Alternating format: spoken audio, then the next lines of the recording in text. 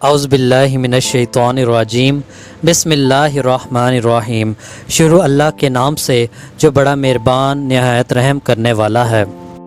پی آئی اے Fokker 27 Gwadar international airport سے کراچی روانہ ہونے کو تیار کھڑا تھا۔ روانگی سے قبل معمول کے مطابق اعلان کیا گیا، خواتین و حضرات اپنے حفاظتی بند باندھ لیجئے، ہم بہت جلد اپنے سفر کو روانہ ہونے والے ہیں۔ اس چھوٹے سے ایئر کرافٹ میں 33 مسافر اور عملے کے 5 افراد شامل تھے۔ شام 7:30 بجے یہ جہاز اپنی منزل کراچی کے لیے آسمان پر بلند ہوا اور اسے 6:30 بجے کراچی پہنچنا تھا۔ پرواز کے 20 منٹ بعد ایک دراز کا جوان اٹھا اور کاکپٹ کی جانب بڑھا۔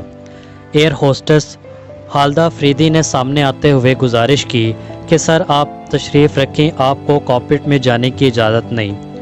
وہ شخص اسے دھکا دیتے ہوئے پائلٹ تک جا پہنچا اور پسٹل نکالتے ہوئے کیپٹن عزیر خان کی گردن پر رکھتے ہوئے خبردار کیا کہ وہ اس کے حکم کے پابند ہیں۔ اس لمحے اس دہشت گرد کے 2 آدمی بھی اٹھ کھڑے ہوئے اور پسٹل مسافروں پر تان لی۔ ان میں سے ایک نے کچھ پیکٹ جسم کے ساتھ باندھ رکھے تھے جو کہ پھٹنے والا خطرناک مٹیریل تھا۔ دہشت گرد نے کیپٹن عزیر کو حکم دیا کہ جہاز کراچی نہیں انڈیا دلی ایئرپورٹ جائے گا۔ اس نے کیپٹن کو گالیاں دی اور گن پوائنٹ پر دھمکایا۔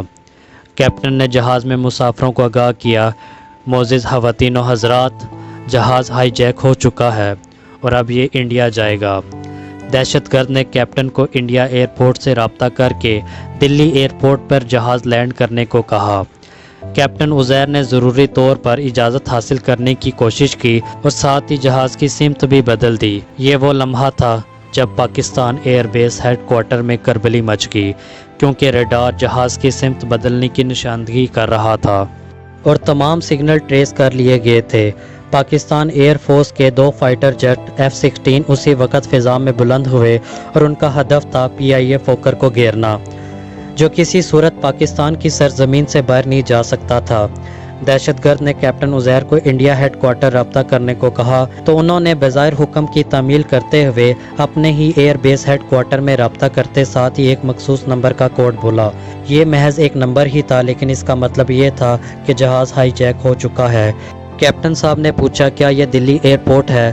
اس کے ساتھ ہی انہوں نے بڑی ہی ہوشیاری کے ساتھ رابطہ منقطع کر دیا اور یہ تاثر دیا کہ دوسری طرف سے رابطہ ختم کر دیا گیا ہے۔ یہ سنتے ہی ہیڈ کوارٹر میں ارجنٹ میٹنگ میں ایکشن پلان بنایا گیا۔ یہ معلوم ہو چکا تھا کہ دہشت گرد جہاز انڈیا لے کر جانا چاہتے ہیں، لیکن ایکشن پلان میں فیصلہ یہ ہوا کہ فوکر طیارہ حیدرآباد سندھ ایئرپورٹ پر اتارا جائے گا۔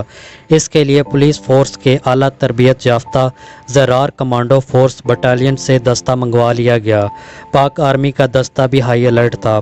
ادھر کیپٹن خاموش سگنل سے جان چکے تھے کہ ان کے تعاقب میں 2 فائٹر جیٹ طیارے ہیں۔ اس کا علم صرف کیپٹن عزیر کو ہی تھا۔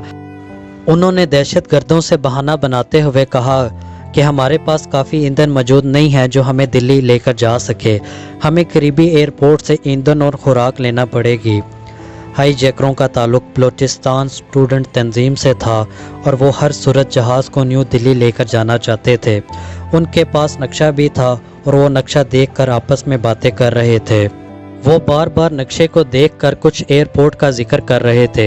ان کی باتیں سن کر کیپٹن نے کہا کہ انڈیا کا بھج ایئرپورٹ قریب پڑتا ہے، وہاں تک جہاز جا سکتا ہے، لیکن اس کے لیے انڈیا ہیڈ کوارٹر سے اجازت لینا پڑے گی۔ اب اگلا مرحلہ بھج ایئرپورٹ پر اترنے کی اجازت لینا تھا۔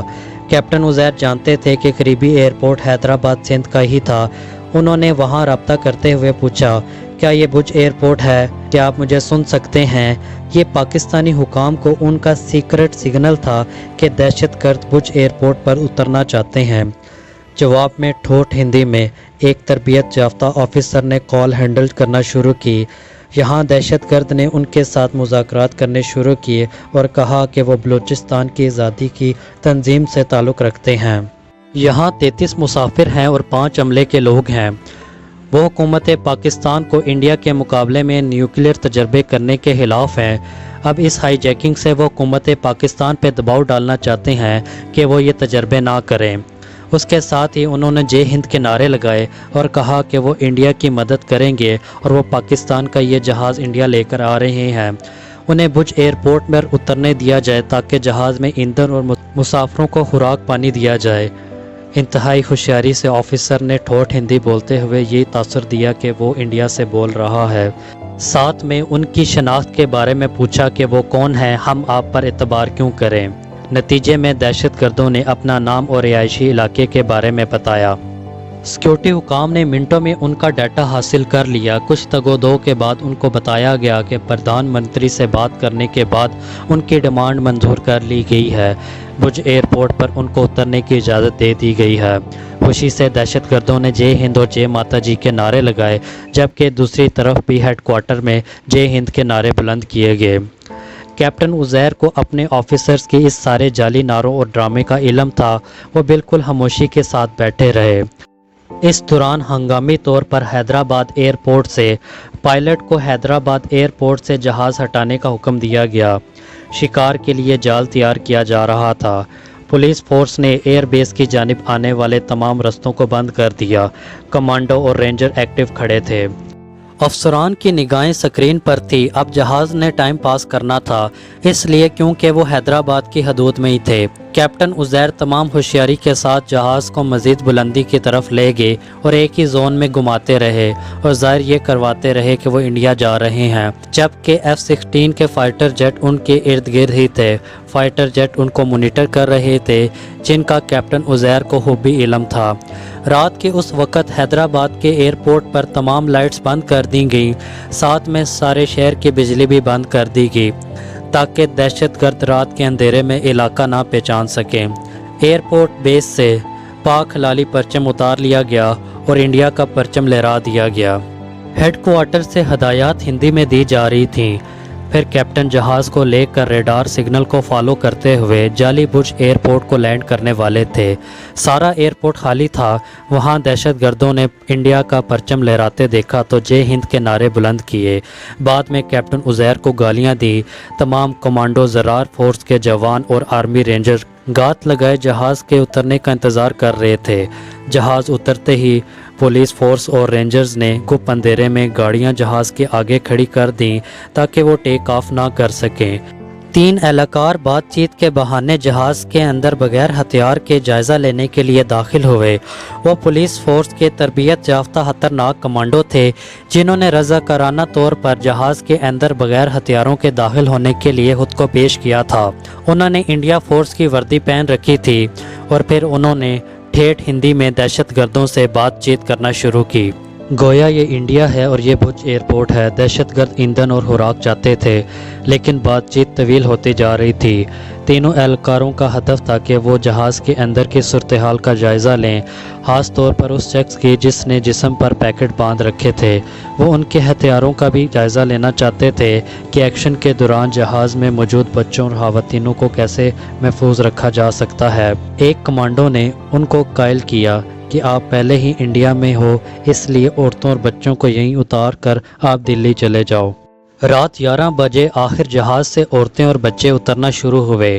ان مسافروں کے جہاز سے اترنے کی دیر تھی کہ جہاز کے چاروں طرف اندھیرے میں خاموشی سے رینگتے ہوئے کمانڈو ایک ہی جھٹکے میں تیزی کے ساتھ پہلے اور دوسرے دروازے سے اللہ اکبر کے نعرے اور چنگاڑ کے ساتھ دہشت گردوں پر حملہ آور ہوئے۔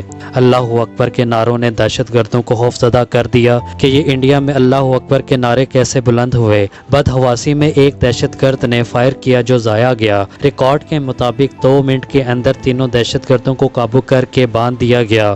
وہ حیران پریشان تھے کہ یہ بج ایئرپورٹ پر اللہ اکبر والے کہاں سے آ گئے۔ چیف کمانڈو نے آگے بڑھ کر زمین پر بندھے ہوئے دہشت گردوں کی طرف جھکتے ہوئے ان کی حیرت زدہ آنکھوں میں دیکھ کر مسکراتے ہوئے کہا، welcome to Pakistan. Captain Uzair بڑے ہی سکون سے بیٹھ کر ساری صورتحال خاموشی سے دیکھ رہے تھے۔ پھر وہ بڑے آرام سے اپنا بیگ اٹھاتے ہوئے دہشت گردوں کے قریب سے مسکراتے ہوئے جہاز سے اتر گئے۔ اس سارے ڈرامے کے ہیرو کیپٹن عزیر کو اعزازی میڈل دیا گیا، اس لیے کہ انہوں نے انتہائی تحمل کا مظاہرہ کیا، درست کوڈ بولا، خود ہی جہاز کو بلندی پر لے گئے اور ایندھن نہ ہونے کا بہانہ بھی انہوں نے ہی بنایا تھا۔ گالیوں کے جواب میں انہوں نے صبر سے کام لیا۔ اس مشن میں حصہ لینے والے police force, army officers, commando اور پولیس فورس کے سربراہان کو بھی اعزازی میڈل دیے گئے۔ 17 سال بعد 2015 میں تینوں دہشت گردوں کو 28 مئی کو سزائے موت دے دی گئی۔ کیپٹن کی ہوش مندی اور ذہانت نے پاکستان کو کسی عظیم نقصان سے بچا لیا۔ وہ بعد میں ٹرینی پائلٹس کو لیکچر بھی دیتے رہے، اور جب اس واقعے کے بعد صحافیوں نے ان سے سوال کیا تو وہ بولیں، اگر دشمن یہ سمجھتا ہے کہ ہم موت سے ڈرتے ہیں تو وہ سن لیں، مسلمان موت سے نہیں ڈرتا، اور شہادت تو مسلمان کے لیے انعام ہے۔ انشاءاللہ یہ ملک ہمیشہ قائم و دائم رہے گا، اور پاک فورسز اس ملک کا دفاع ایسے ہی کرتی رہیں گی۔ پاکستان زندہ باد۔